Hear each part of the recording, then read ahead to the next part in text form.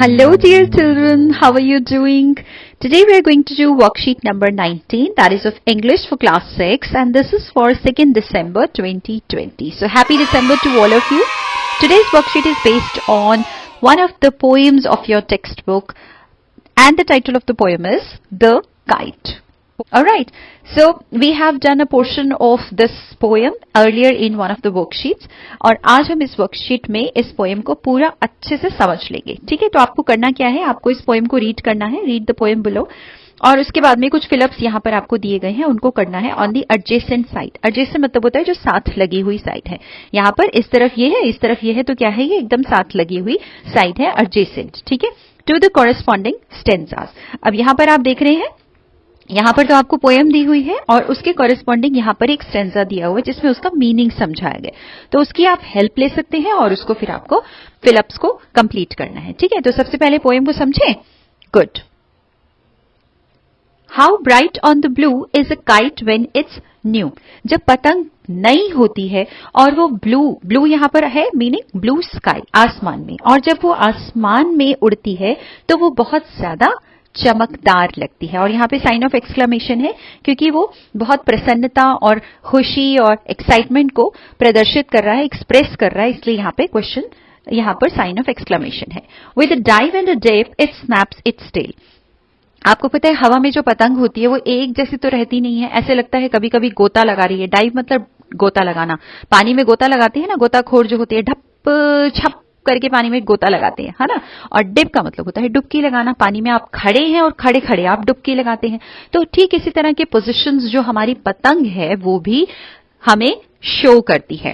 तो ऐसा लगता है कभी कभी वो हवा में डाइव कर रही है, कभी डिप कर रही है, और उससे जो उसकी टेल होती है, उसकी जो पूंछ होती है पतंग की, वो क्या करती है, वो स्नैप करती है. स्नैप का मतलब होता है क्रैकिंग साउंड प्रोड्यूस करना, मतलब जो फड़फड़ाने का साउंड होता है वो प्रोड्यूस करती है. यहां पर भी वही मीनिंग है. देखिए, a new kite looks bright in the sky as it dips and dive. जब वो डिप और डाइव करती है पतंग तो वो ब्लू स्काई में बहुत ज्यादा चमकदार लगती है. Then soars like a ship with only a sail. अब सेल क्या होता है, आपने देखा होगा इस तरह से बोट या शिप होता है, ठीक है, और उसमें ऐसे करके एक कपड़ा सा लगा होता है ना, मोटा सा, बहुत ज्यादा मोटा भी नहीं होता. तो ये होता है, ये कहलाता है सेल. अब ये क्या करता है, ये शिप को हवा के डायरेक्शन में आगे बढ़ने में हेल्प करता है. ठीक है, तो सोर का मतलब होता है फ्लाई हाई. तो जो पतंग है वो शिप जैसे आगे बढ़ता है ठीक सेल की हेल्प से, तो ठीक वैसे ही जो हमारी पतंग है वो भी सोर करती है, आगे आगे बढ़ती जाती है. As over tides of wind it rides. अब जो हमारा जो शिप है वो तो क्या करता है, वो टाइड्स के ऊपर, टाइड का क्या मतलब होता है, पानी की लहरें, ऐसे होती है ना पानी की लहरें. अब जो हमारा जो शिप है वो तो पानी की लहरों के ऊपर आगे आगे बढ़ता है, लेकिन जो हमारी पतंग है वो ऐसे लगता है कि विंड के ऊपर राइड कर रही है, विंड के ऊपर सवारी कर रही है. कौन, पतंग. ठीक है, और फिर वो कहां पहुंच जाती है, वो पहुंच जाती है बिल्कुल ऊपर, क्रेस्ट पे. क्रेस्ट का मतलब होता है टॉप पर पहुंच जाना.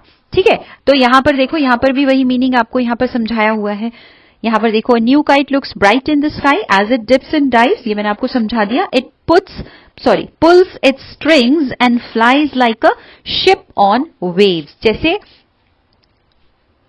जो शिप है वो सेल की हेल्प से आगे बढ़ता जाता है, ठीक उसी तरह से जो पतंग है वो स्ट्रिंग की हेल्प से, जैसे उसके स्ट्रिंग को क्या कहते हैं, मांजा, है ना, जो उसकी तार सी होती है, मांजा होता है, तो उसकी हेल्प से हमारी जो पतंग है वो आगे बढ़ती जाती है. The wind helps it to hit right. तो यहां पर समुद्र की लहरें जो है शिप को आगे बढ़ाने में मदद करती हैं, और यहां पर जो पतंग है वो विंड की जैसे लहरें हो, विंड के जो करंट्स होते हैं उनके साथ साथ वो आगे बढ़ती है और कहां पहुंच जाती है, अपनी चरम सीमा पर, अपनी मैक्सिमम हाइट जितनी वो पहुंच सकती है स्काई में, वो वहां पर पहुंच जाती है. ठीक है, तो अब इससे रिलेटेड एक्सरसाइज ये वाली देखते हैं जो फिलअप्स की हमें करनी है. अब फर्स्ट है, the blue in the first line refers to. Blue तो आपको मैंने बताई दी है, ब्लू किसके लिए रेफर हुआ है, ब्लू हुआ है यहां पर रेफर स्काई के लिए. ठीक है ना, तो स्काई आ जाएगा यहां पे. दूसरा है, tides of wind means, tides of wind, tide का मतलब होता है लहरें, लेकिन विंड की जो लहरें होती हैं उसका क्या मतलब होता है? उसका मतलब होता है बच्चों विंड करंट्स। उसे क्या कहते हैं? Wind currents. विंड की जो हवा की जो लहरें होती हैं एक तरह से। The crest means that the kite reaches the, crest का मैंने अभी आपको मीनिंग बताया, क्रेस्ट का मतलब होता है टॉप, टॉप पर पहुंचना। ठीक है, उसके बाद में है the kite looks bright when it is, कैसी होती है? जब वो ओल्ड होती है तब वो ब्राइट ब्राइट लगती है, या जब वो न्यू होती है? बिल्कुल ठीक, जब वो न्यू होती है। जैसे आप लोगों की कोई ड्रेस होती है, न्यू होती है, तो कितनी चमकदार और सुंदर लगती है ना? अब अगला है इन the sky the kite source like a, sky में काइट जो है वो कैसे सोर करती है, कैसे फ्लाई करती है? जैसे बर्ड होती है या जैसे शिप होता है? बिल्कुल ठीक, जैसे कि एक शिप फ्लाई करता है, जैसे कि शिप आगे बढ़ता है समुद्र की लहरों में। ठीक है, और लास्ट वाला है the dash helps the kite to reach the top. कौन उसकी हेल्प करता है? शिप उसकी हेल्प करता है या विंड हेल्प करती है? बिल्कुल ठीक, विंड उसकी हेल्प करती है। तो यहां पर आ जाएगा विंड। तो देख लेते हैं कि कैसे लिखेंगे। So this is how you'll write the answer. क्या आ जाएगा? यहाँ पर sky, wind currents, top, new, ship और यहाँ पर wind. Let's move on now. Of a gust and pulse then seems to rest as wind falls. तो of gust क्या होता है बच्चों? गस्ट होता है तेज हवा का झोंका। तो जब तेज हवा के झोंके उसके पतंग के ऊपर लगते हैं, उसे पुल करते हैं, तो पतंग होती है वो ऊंची ऊपर क्रेस्ट पर पहुंच जाती है। लेकिन जब विंड फॉल करती है, जब हवा मध्यम हो जाती है, हवा कम हो जाती है, तो ऐसे लगता है, आपने देखा है ना, जो पतंग होती है वहीं ऐसे लगता है कि वो थक गई है और वो क्या करने लग गई है, वो रेस्ट कर रही है, ऐसा प्रतीत होता है। उड़ तो रही होती है, ऐसा प्रतीत होता है कि जैसे कि वो रेस्ट कर रही है। When string goes slack, you wind it back. आपने देखा होगा कि जब पतंग जो होती है ऊपर उड़ रही है और हवा एकदम से बंद हो गई है या हवा एकदम मध्यम हो गई है, तो क्या होता है, जो धागा होता है, जो उसका स्ट्रिंग होता है मांझा, वो ढीला पड़ जाता है। तो स्लैक मतलब निर्बल पड़ जाता है, ढीला पड़ जाता है, लूज हो जाता है। तो फिर क्या करना पड़ता है? जल्दी से बोलते हैं कि अरे भाई जो धागा है, जो स्ट्रिंग है, उसको जल्दी जल्दी लपेटो, है ना। तो क्या करते हो आप? उसको वाइंड इट बैक, आप उसे चरखी के ऊपर जल्दी जल्दी दोबारा से धागे को लपेट लेते हो। And run until a new breeze blows, और तब तक उसको करते रहते हो जब तक कि एक नई हवा का झोंका आए, तो फिर आप धागा ढीला छोड़ते हो, है ना। धागा फिर से लूजन और ज्यादा उसको उड़ने देते हो, पतंग को आगे आगे। And its wings fill and up it goes, और फिर से जैसे ही नई हवा का, ब्रीज का मतलब होता है हवा का झोंका, तो जैसे ही नई हवा का झोंका उसके विंग्स के अंदर भर जाता है, तो फिर से जो हमारी पतंग है वो एकदम ऊपर उड़ जाती है। ठीक है, तो यहां पर वही आपको समझाया गया, the kite rest at the top in the sky when the wind falls. जब हवा जो है वो मध्यम हो जाती है, कम हो जाती है, तो जो पतंग है वो वहीं टॉप पर ही पहुंचकर ही वहीं पर ऐसे लगता है कि जैसे रेस्ट करने लग गई है, आराम करने लग गई है।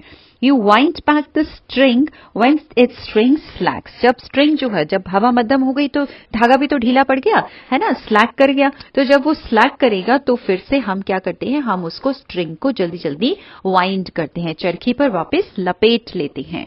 When a new wind blows, एक है विंड और एक है वाइंड। विंड का मतलब हवा और वाइंड का मतलब उसको लपेटना। फिर से जब एक नई विंड का जब झोंका आता है, तो फिर क्या करते हो? अरे भाई ढील दो ढील दो ढील दो, है ना, कहते हैं ना। तो क्या करते हैं? फिर से उसको अनवाइंड करते हैं, फिर से धागे को ढीला छोड़ते हैं। The new wind फिल्स the wings of the kite with air, फिर जैसे ही नई हवा का झोंका आता है तो वो क्या करता है? वो काइट के जो विंग्स हैं, उसके जो पंख हैं, जैसे उनमें हवा भर देता है, और फिर से जो पतंग है इट गोज अप अगेन, फिर से ऊपर उड़ान भरने के लिए वो चली जाती है। ठीक है, तो ये आपको समझ में आ गया। तो इससे रेडिटेटिव देखते हैं फिलअप्स कौन से हैं। The kite seems to rest means that it is somewhat still in the, जब वो रेस्ट कर रही होती है तो वो पानी में होती है या स्काई में होती है? बिल्कुल ठीक, पानी में नहीं होती है, स्काई में होती है। तो यहां पर हम लिख देंगे sky. You wind the string when it goes, और कब आप उसको वाइंड करते हैं? स्ट्रिंग को, धागे को लपेटते कब है? जब वो स्लैक कर जाता है, जब वो ढीला पड़ जाता है, निर्बल हो जाता है। तो यहां पर आ जाएगा स्लैक। ठीक है, फिर है the kite is filled with a new dash when the new wind blows. जब नई हवा का झोंका आता है तभी तो पतंग जो है वो वापस से उसके पंखों में हवा भरती है और फिर वो ऊपर उड़ जाती है। तो with a new breeze, breeze मतलब हवा का झोंका, और वो क्या करता है, गिव्स इट, उसको जैसे क्या देता है, वो उसको जैसे नए पंख दे देता है हवा में उड़ने के लिए। तो यहां पर आ जाएगा विंग्स। ठीक है, तो आप कैसे करेंगे वो देख लेते हैं। So this is how you will write the answers. ठीक है, यहां पर आ जाएगा स्काई, फिर स्लैक, फिर उसके बाद में आ जाएगा यहाँ पे ब्रीज और फिर विंग्स। ठीक है, चलिए आगे चलते हैं। How bright on the blue is a kite when it's new. ये तो हम पहले ही कर चुके हैं कि ब्लू स्काई में जो नई पतंग है वो बहुत ज्यादा ब्राइट लगती है, चमकदार लगती है। But a raggeder thing you will never see. जो रैगेडर मतलब फटी पुरानी सी, जिसके चिथड़े हो रखे हैं, ऐसी चीज को आप देखना पसंद नहीं करते हैं। When it flaps on a string in the top of a tree. आपको पता है अगर पतंग जो है किसी ट्री में, किसी पेड़ के ऊपर फंस जाती है तो वो फड़फड़ाती है, अपनी जैसे पंछी अपना पंख फड़फड़ाता है, तो ऐसे ही पतंग जो है धागे में अटकी हुई फड़फड़ाती है और वो फट जाती है, तो वो अच्छी नहीं लगती है, उसे देखना कोई भी पसंद नहीं करता है। तो यहां पर है a new kite looks bright in this blue sky, we have already done this. But an अगली थिंग, अगली मतलब जो भद्दी चीज है, फटी पुरानी, चिथड़े जिसके हो गए हैं, ऐसी चीज को you will see is when a kite gets stuck on a tree. जब काइट जो है वो ट्री में स्टक हो जाती है, फंस जाती है, तो वो भी बिल्कुल अगली लगती है। रैगेडर, फटी पुरानी सी, चिथड़े हुई पुरानी सी चीज को कोई नहीं देखना पसंद करता है। ठीक है, there it flutters tied to a piece of string. अब धागे में तो वो फंसी हुई है एक तरह से, तो वो क्या करती है, वो फ्लटर करती है, ऐसे लगता है कि जैसे वो पंख फड़फड़ाते हैं ना एक पंछी, तो ठीक वैसे ही उसमें जो भी उसका जो विंग्स बचे हुए हैं वो फड़फड़ाने की साउंड प्रोड्यूस करते हैं। तो बाहर निकलने के लिए जैसे वो भी अपने फ्लटरिंग कर रही है। ठीक है, तो आपको ये समझ में आ गया अच्छे से? Very good. अब देखते हैं कि इसमें हमें क्या करना है। इसमें है the kite is struggling on the top of the. Kite कहां पर स्ट्रगल, स्ट्रगल मतलब होता है संघर्ष करना, निकलने के लिए कहां पर संघर्ष कर रही है, टॉप ऑफ द क्रेस्ट या टॉप ऑफ द ट्री? बिल्कुल ठीक, टॉप ऑफ द ट्री, क्योंकि टॉप का मतलब तो वैसे क्रेस्ट ही होता है ना। क्रेस्ट का मीनिंग अभी अभी मैंने आपको बताया था कि क्रेस्ट का मीनिंग टॉप होता है। और लास्ट वाला है the opposite of top. Top का ऑपोजिट क्या होता है, बॉटम। ठीक है, अब यहां पर आपको एक प्यारी सी पिक्चर दी हुई है। Now let us colour the picture below following the instructions provided in the statement. अब यहां पर कुछ आपको स्टेटमेंट्स दे रखी हैं, उसको आपको रीड करना है और उसके अकॉर्डिंगली इस पिक्चर को आपको कलर करना है। तो चलिए इंस्ट्रक्शंस को पढ़ते हैं पहले। क्या इंस्ट्रक्शंस दी हुई हैं? The kite is blue. यहां पर जो काइट है उसको किस कलर का बनाना है आपने, उसको बना देना है ब्लू कलर का। तो चलिए जादू कर देते हैं और इसको कर देते हैं ब्लू कलर का। तो ये हो गई ब्लू कलर की काइट। आगे है the girl has black hair. लड़की के बाल कैसे हैं, ब्लैक। तो मैजिक। ये हो गया जादू और उसके बाल हो गए सारे ब्लैक। आगे है the girl is wearing red skirt and yellow top. अब उसकी जो स्कर्ट है वो रेड कलर की बनानी है और टॉप जो है उसका येलो कलर का। तो जादू मंत्र। ये हो गया जादू। अब आगे देखते हैं the tail of the kite is green. उसकी जो काइट की जो टेल बनानी है, ये वाली काइट की टेल जो है ये आपने क्या कर देनी है, ग्रीन। तो जादू, ये हो गई उसकी ग्रीन टेल। और लास्ट है the girl is wearing brown shoes. तो जादू मंत्र, क्या बोलते हैं आप, छू मंत्र, जादू मंत्र, है ना। तो वो कर देते हैं और इसके शूज बना देते हैं हम ब्राउन। तो ये पहन लिए उसने ब्राउन कलर के शूज, डार्क ब्राउन शूज। ठीक है, तो आई होप आपको आज की वर्कशीट अच्छे से समझ में आ गई होगी। एक बहुत सुंदर सी पतंग बनाइएगा अपनी वर्कशीट के साथ में। और यहाँ पर आपके लिए एक मैसेज दिया हुआ है, keep maintaining physical distance of 6 feet और 2 yards। ये तो आप सब कर ही रहे हैं, है ना। आप अपना फिजिकल डिस्टेंसिंग मेंटेन कीजिए, मास्क अच्छे से पहनिए और हमेशा अपना ध्यान रखिए। Alright, so keep smiling, keep learning and keep doing your worksheets on time. Bye bye, take care.